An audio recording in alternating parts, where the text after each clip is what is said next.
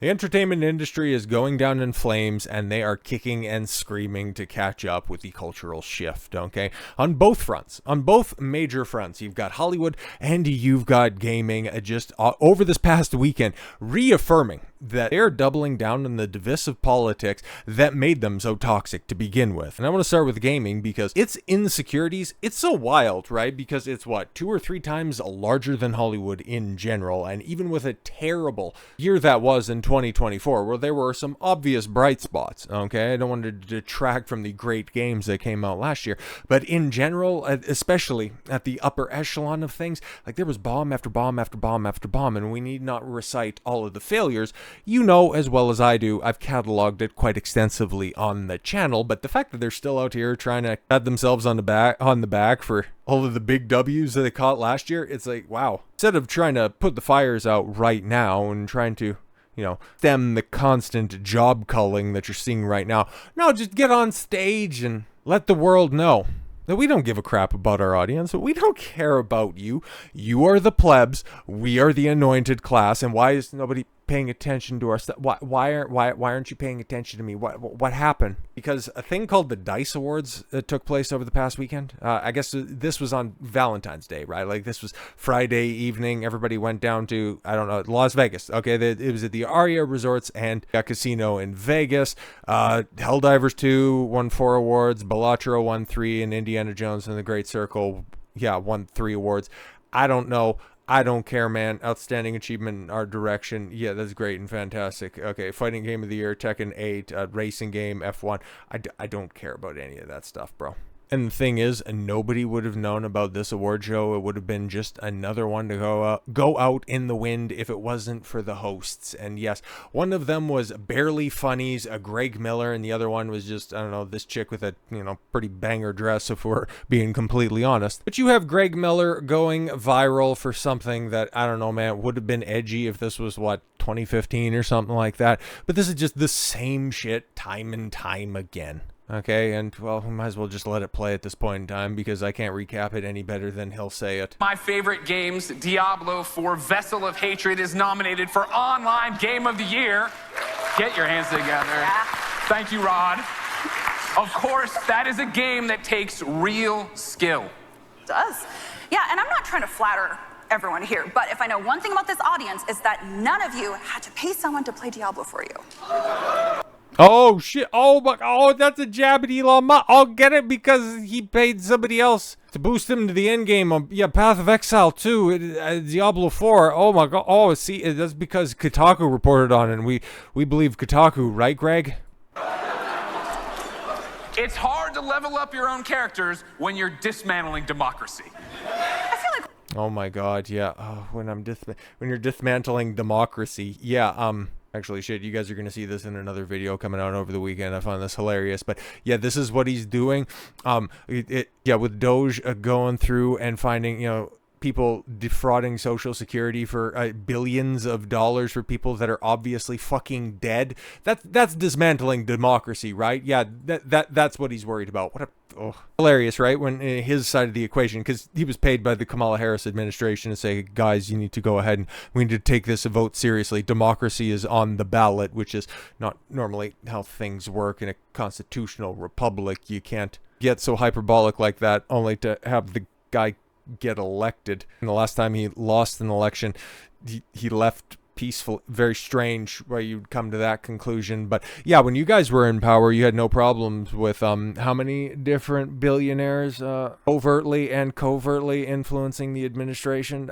How much of an open pipeline was there for employees between the big tech sector and the White House? Very, very interesting how now all of a sudden, when he's not on the side that has the power, all of a sudden, now it's the time where we need to go back and we need to fight the system. Ugh, it's pathetic. It really is.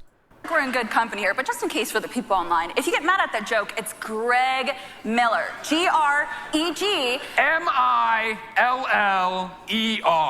Oh my god! I see, guys. Hey, we're in a good company here. I see a bunch of familiar faces with a bunch of pathetic wannabe tough guy beards hiding up a recessed jawline. with a bunch of horn-rimmed glasses. I know, guys. See, we're in a safe space right here where we all think exactly the same way. We all fundamentally detest the industry that we're here to celebrate and would much rather be in a writer's room in Hollywood proselytizing the public with our shitty opinions because we think lower of the controller-based entertainment, right? Am I right, guys? We're in comfy spaces right now. Let me continue. I'm Greg Miller. If you see the name on a resume coming to your place, that's because everybody's fucking tired with Kinda Funny. Fuck Elon Musk. Oh! Fuck Donald Trump. Oh, wow. Yay. Very powerful, Greg.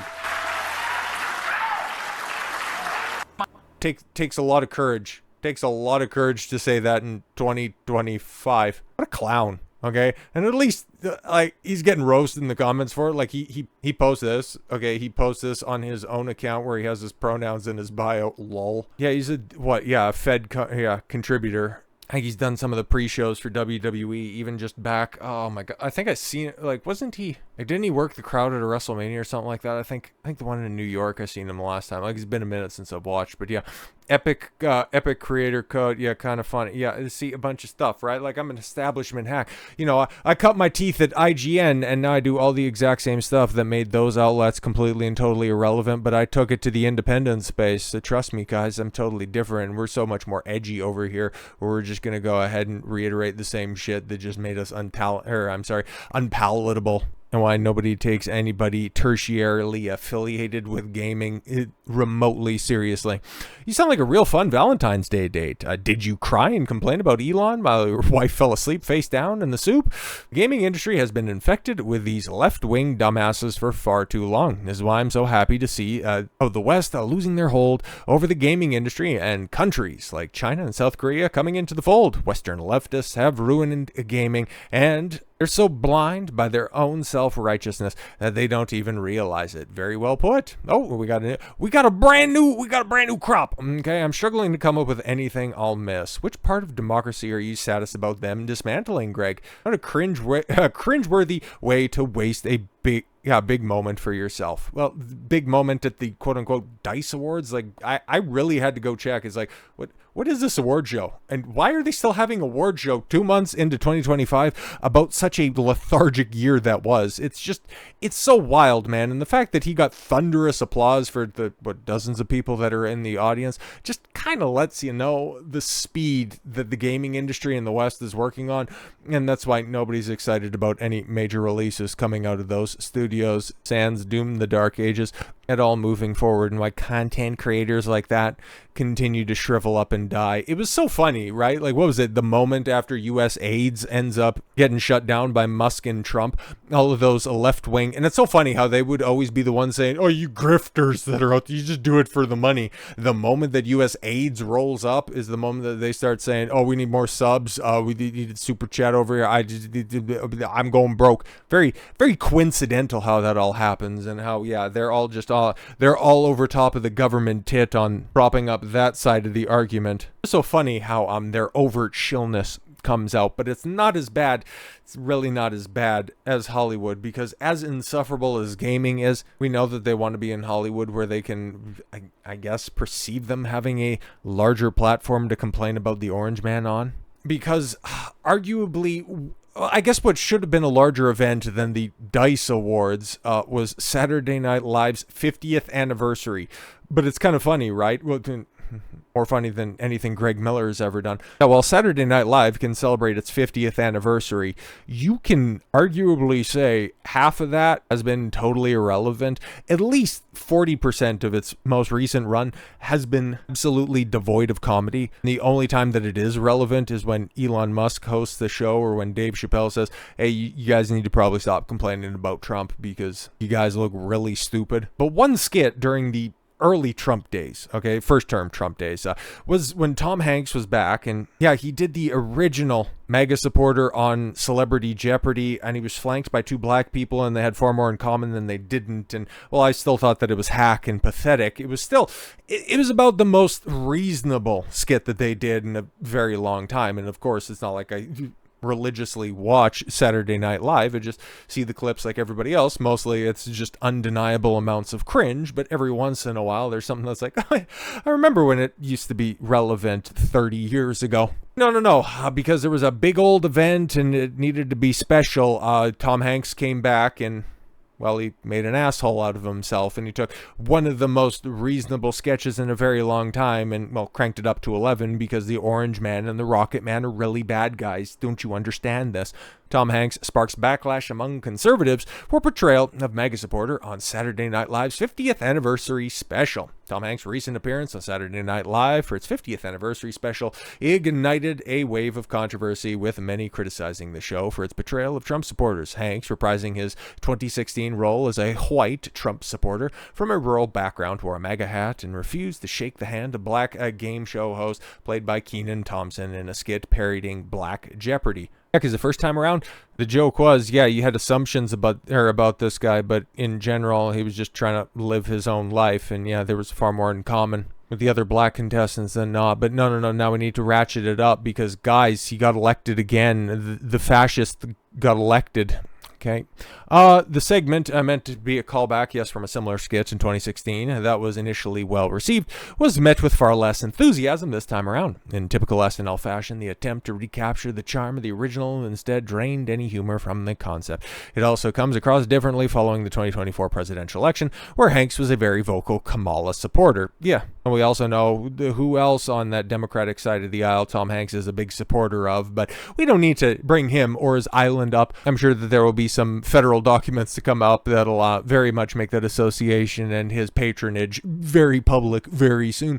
Outkick founder Clay Travis took to X to voice his disapproval, stating, for its 50-year anniversary special, SNL had Tom Hanks play a racist Trump supporter afraid to shake a black man's hand. Fun fact, in 2024, Trump's 2024 election was the least racially divisive American election since 1964. Others joined the chorus, including Link Lauren, a former political advisor to Robert F. Kennedy Jr., who labeled the skit a tired trope and attributed SNL's declining ratings to such content. Yeah, exactly, because I'll be completely honest, man. I don't think anybody would have even noticed this if it wasn't for Clay Travis being, oh yeah, Tom Hanks came back and he was being an asshole. Or you just have people like this going, hey, Tom Hanks, with a very interesting descriptor. Not all MAGA hat wearing patriots are white. In fact, most racism comes from elite Democrats. Wow, very, very divisive. That's a lot of white rage on display right there, obviously. But I mean, if gaming at large are still so brazen and bold as to say that the Orange Man is so bad, and Elon Musk, oh my God, if he launches a rocket to Mars, he should be the first one up there and strapped to the payload. If they're still banging on about this stuff instead of trying to fix their own house, like, you take a look at the crumbling approval rating for the Democratic Party, and bro, they've got so many problems that they should probably worry about, cleaning up their own house before they start to criticize the world. But hey, you do you, because these meltdowns are always going to be hilarious, and you guys are going to continually look increasingly more and more pathetic, as if SNL and a fucking tertiary game awards wasn't sad enough to begin with. So with all that said, thank you all very much for the gift of your time. I've been Don Consuelo. I want you to follow your gut and get after it. Take care, everyone, and make America great again. Fuck you.